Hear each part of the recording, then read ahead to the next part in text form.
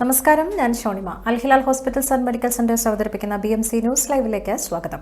വിശദമായ വാർത്തകളിലേക്ക്. ബഹ്റൈൻ കിരീടാവകാശിയും പ്രധാനമന്ത്രിയുമായ his royal highness prince Salman bin Hamad al ഖലീഫയുടെ ഈജിപ്ഷ്യൻ സന്ദർശനത്തിന്റെ ഭാഗമായി കെയ്റോയിൽ ബഹ്റൈൻ ഈജിപ്ത് ബിസിനസ് ഫോറം നടന്നു. ബഹ്റൈൻ സാമ്പത്തിക വികസന ബോർഡ്, ബഹ്റൈൻ വ്യവസായ വാണിജ്യ മന്ത്രാലയം, Bahrain chamber of commerce and industry, ഈജിപ്തിലെ general authority for investment and free സോണുകൾ എന്നിവയുടെ സഹകരണത്തോടെയാണ് സംഘടിപ്പിച്ചത്. ബിസിനസ് സാമ്പത്തിക സഹകരണം ആഴത്തിലാക്കുന്നതിനും നിക്ഷേപം, വ്യാപാര വൈവിധ്യവൽക്കരണം, സുസ്ഥിര വികസനം എന്നിവയ്ക്കായി പുതിയ വഴികൾ കണ്ടെത്തുന്നതിനുമുള്ള ഇരു രാജ്യങ്ങളുടെയും പ്രതിബദ്ധത ഫോറം പ്രദർശിപ്പിച്ചു. ഇരു രാജ്യങ്ങളിലെയും മുതിർന്ന സർക്കാർ ഉദ്യോഗസ്ഥരുടെ പങ്കാളിത്തത്തോടെയാണ് ഫോറം സംഘടിപ്പിച്ചത്. കസ്റ്റംസ് തീരുവയില്ലാതെ നിശ്ചിത അസംസ്കൃത സാധനങ്ങൾ ഇറക്കുമതി ചെയ്യാൻ ഫാക്ടറികൾക്ക് അനുമതി നൽകിക്കൊണ്ടുള്ള പുതിയ ചട്ടങ്ങളുമായി ബഹ്റൈൻ. 4 സുപ്രധാന വ്യവസ്ഥകളാണ് ഡ്യൂട്ടി ഫ്രീ ഇറക്കുമതി ചട്ടങ്ങളിലുള്ളത്. വ്യവസായ വാണിജ്യ മന്ത്രാലയമാണ് പുതിയ ചട്ടം പ്രഖ്യാപിച്ചത്. ഉൽപാദന ചെലവ് കുറയ്ക്കാനും പ്രാദേശിക വ്യവസായങ്ങളുടെ വിതരണ ശൃംഖല സംരക്ഷിക്കാനും തദ്ദേശീയ ഉൽപാദകർക്ക് കൂടുതൽ മത്സരക്ഷമത ഉറപ്പാക്കാനുമാണ് പുതിയ വ്യവസ്ഥകളുടെ ലക്ഷ്യം.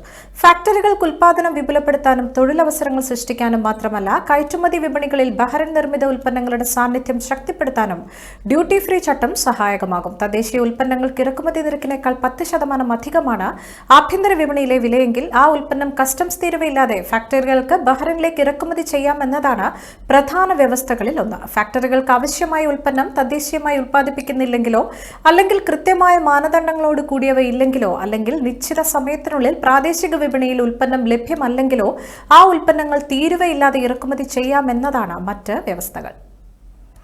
വ്യാജ ഡോക്ടർ ചമഞ്ഞ് തട്ടിപ്പ് നടത്തിയ പ്രവാസി വനിതയെ ബഹ്റൈൻ പോലീസ് അറസ്റ്റ് ചെയ്തു. താമസിക്കുന്ന അപ്പാർട്ട്മെന്റിൽ അനധികൃതമായി കോസ്മെറ്റിക് സേവനങ്ങളും ഇവർ നടത്തിവരുന്നതായി പോലീസ് കണ്ടെത്തി. പോലീസ് നടത്തിയ വിശദമായ അന്വേഷണത്തിലൊടുവിലാണ് ഇവരെ പിടികൂടിയത്.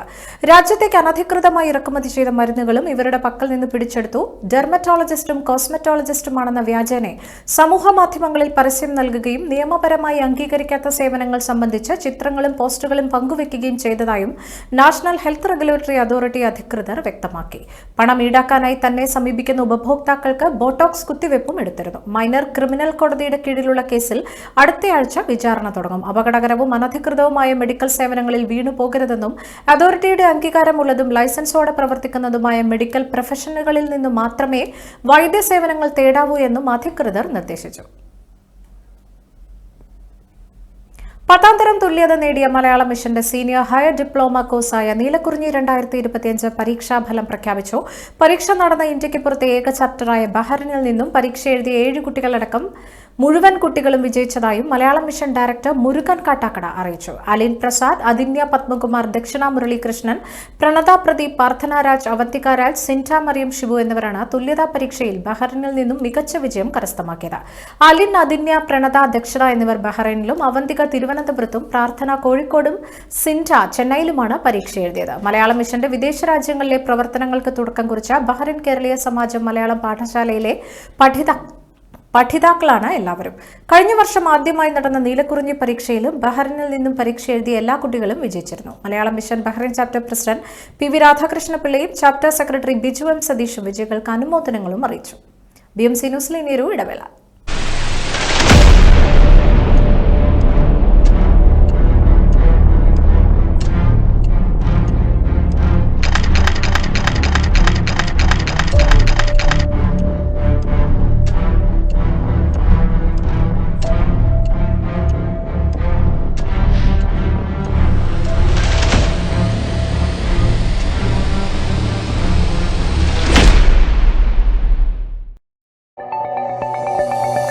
Our skin is the mirror of our soul.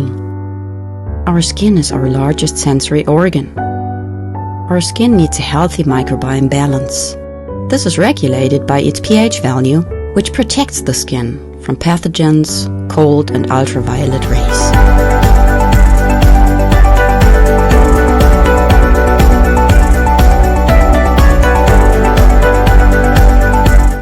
Sebamed protects your skin.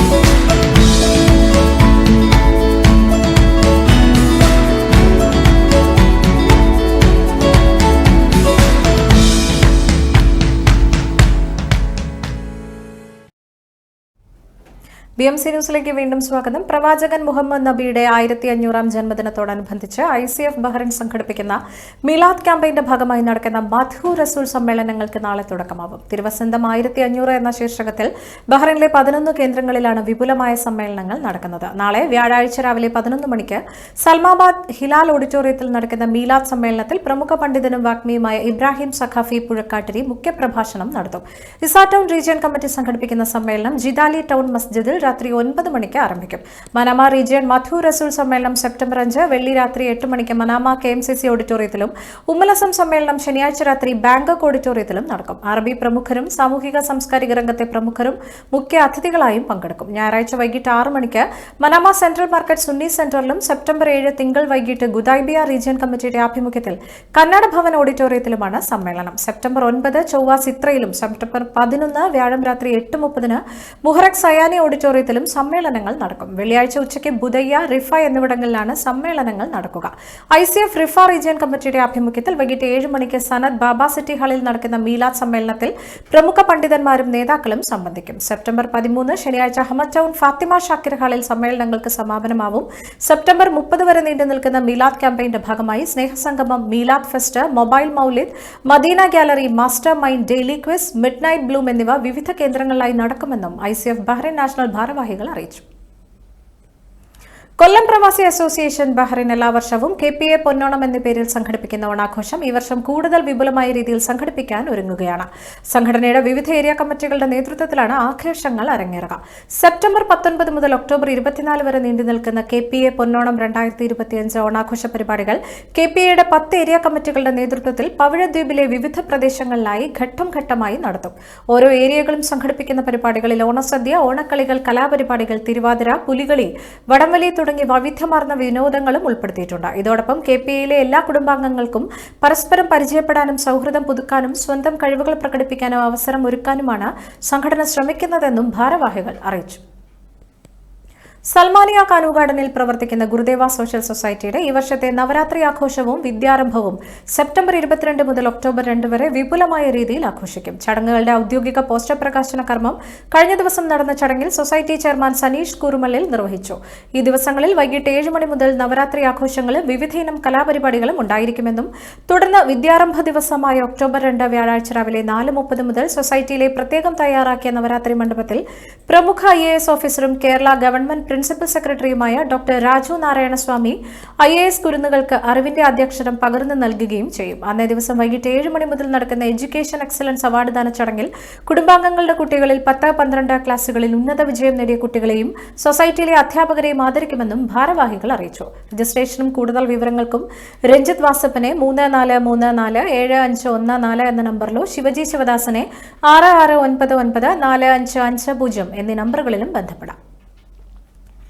Indian cultural foundation international തലത്തിൽ കാന്തപുരം AB അബൂബക്കർ മുസ്ലിയാരുടെ ആത്മകഥ വിശ്വാസപൂർവ്വം ആസ്പദമാക്കി റീജിയൻ തലങ്ങളിൽ നടത്തിയ ബുക്ക് ടെസ്റ്റിലെ വിജയികളെ പ്രഖ്യാപിച്ചു. ബഹ്റൈൻ നാഷണൽ തലത്തിൽ ഏറ്റവും കൂടുതൽ മാർക്ക് നേടി നിസാമുദ്ദീൻ മദനി 1-ാം സ്ഥാനവും അബ്ദുൽ കരീം ഏലംകുളം, ഹസൻ സഖാഫി എന്നിവർ 2-ാം സ്ഥാനവും കരസ്ഥമാക്കി. റീജിയൻ തലങ്ങളിലുള്ള വിജയികളെയും പ്രഖ്യാപിച്ചു. ICF international deputy president advocate MC Abdul Kareem, Bahrain national president Abubakar Latheefi എന്നിവർ വിജയികളെ പ്രഖ്യാപിച്ചു. മുഴുവൻ വിജയികളെയും ബുക്ക് ടെസ്റ്റിൽ പങ്കാളികളായവരെയും ICF ബഹ്റൈൻ നാഷണൽ കമ്മിറ്റി അഭിനന്ദിച്ചു. വീണ്ടും ഒരു ഇടവേള.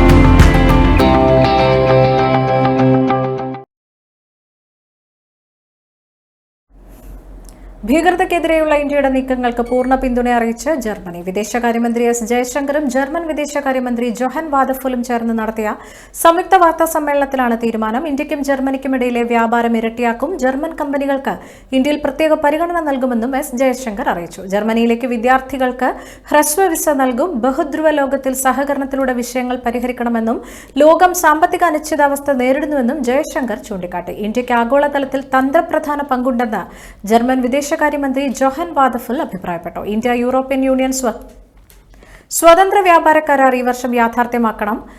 ഇന്ത്യൻ വിദ്യാർത്ഥികൾ നിരവധി പേരാണ് ജർമ്മനിയിലുള്ളത്. വൈദഗ്ധ്യമുള്ളവരെ ജർമ്മനിക്ക് ആവശ്യമെന്നും വിദേശകാര്യമന്ത്രി അറിയിച്ചു. ഇന്ത്യയിലെ 1000 സ്കൂളുകളിൽ ജർമ്മൻ പഠിക്കാൻ സൗകര്യമൊരുക്കും. യുക്രൈൻ സംഘർഷം അവസാനിപ്പിക്കേണ്ടത് അനിവാര്യമാണ്. റഷ്യയുമായുള്ള നല്ല ബന്ധം ഇന്ത്യ ഇതിനായി ഉപയോഗിക്കണമെന്നും ജർമ്മനി ആവശ്യപ്പെട്ടു. ഇന്ത്യ ചൈന ബന്ധം നന്നാകുന്നതിൽ എതിർപ്പില്ലെന്നാണ് ജർമ്മനിയുടെ വാദം.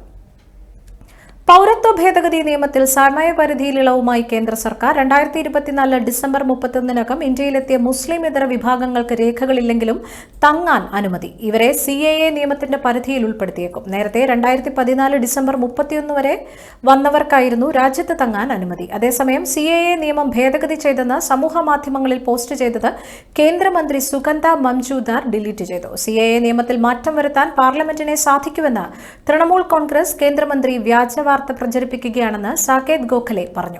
2019 പാസാക്കിയ പൗരത്വ ഭേദഗതി നിയമപ്രകാരം അയൽ രാജ്യങ്ങളിൽ മതപരമായ പീഡനം നേരിടുന്ന 6 ന്യൂനപക്ഷ സമുദായങ്ങളിൽ നിന്നുള്ള കുടിയേറ്റക്കാർക്ക് ഇന്ത്യൻ പൗരത്വത്തിന് അപേക്ഷിക്കാനും അനുമതി നൽകുന്നു. പാകിസ്ഥാൻ, ബംഗ്ലാദേശ്, അഫ്ഗാനിസ്ഥാൻ എന്നിവിടങ്ങളിൽ നിന്ന് ഇന്ത്യയിലേക്ക് കുടിയേറിയ ഹിന്ദു, സിഖ്, ജൈന, ബുദ്ധ, പാഴ്സി, ക്രിസ്ത്യൻ വിഭാഗങ്ങൾക്കാണ് പൗരത്വം ലഭിക്കുക.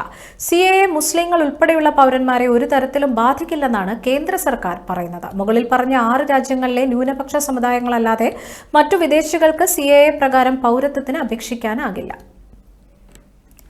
അപൂർവ അമീബിക് മസ്തിഷ്ക ജ്വരവും ആസ്പെർജില്ലസ് ഫ്ലാവസ് ഫംഗസ് മസ്തിഷ്ക അണുബാധയും ബാധിച്ച് ഗുരുതരാവസ്ഥയിലായിരുന്ന 17 വയസ്സുകാരനെ ജീവിതത്തിലേക്ക് തിരികെ എത്തിച്ചു. ലോകത്ത് തന്നെ വളരെ അപൂർവമായി റിപ്പോർട്ട് ചെയ്യപ്പെട്ട ഈ 2 മസ്തിഷ്ക അണുബാധയും ഒരുമിച്ച് ബാധിച്ച ഒരാൾ രക്ഷപ്പെടുന്നതും ഇതാദ്യമാണ്. അമീബിക് മസ്തിഷ്ക ജ്വര ചികിത്സയിലും കേരളം ഏറെ മുന്നിലാണ്. ആഗോളതലത്തിൽ 99% മരണനിരക്കുള്ള രോഗത്തിനെ മികച്ച പ്രവർത്തനങ്ങളിലൂടെയും ചികിത്സയിലൂടെയും 24% കുറയ്ക്കാനും കേരളത്തിനായി. ഗുരുതരമായ അമീബിക് മെനിഞ്ചോ എൻസെഫലൈറ്റിസ് ബാധിച്ച് 3 മാസത്തോളം ചികിത്സയിലായിരുന്ന കൊല്ലം ചൂരനാട് സ്വദേശിയായ വിദ്യാർത്ഥിയെയാണ് തിരുവനന്തപുരം മെഡിക്കൽ കോളേജ് ആശുപത്രിയിൽ നിന്ന് പൂർണ്ണ ആരോഗ്യത്തോടെ ഡിസ്ചാർജ് ചെയ്തത്. മികച്ച ചികിത്സയും പരിചരണവും ഒരുക്കി കുട്ടിയെ രക്ഷിച്ചെടുത്ത മെഡിക്കൽ കോളേജിലെ മുഴുവൻ ടീമിനെയും, രോഗം കൃത്യസമയത്ത് കണ്ടുപിടിച്ച ആലപ്പുഴ മെഡിക്കൽ കോളേജിലെ ടീമിനെയും ആരോഗ്യ വകുപ്പ് മന്ത്രി വീണ ജോർജ് അഭിനന്ദിച്ചു. തിരുവോണം ഇങ്ങെത്തി. ഇന്ന് പൂരാടം, നാളെ ഉത്രാടപ്പാച്ചിൽ. അത്തം 1 തുടങ്ങിയ ഓണാഘോഷങ്ങളുടെ കലാശക്കൊട്ടാണ് ഇനിയുള്ള നാളുകളിൽ. സദ്യക്കുള്ള സാധനങ്ങളും ഗംഭീര പൂക്കളം തീർക്കാനുള്ള പൂവും വാങ്ങാനുള്ള പാച്ചിലാണ് നാളെ.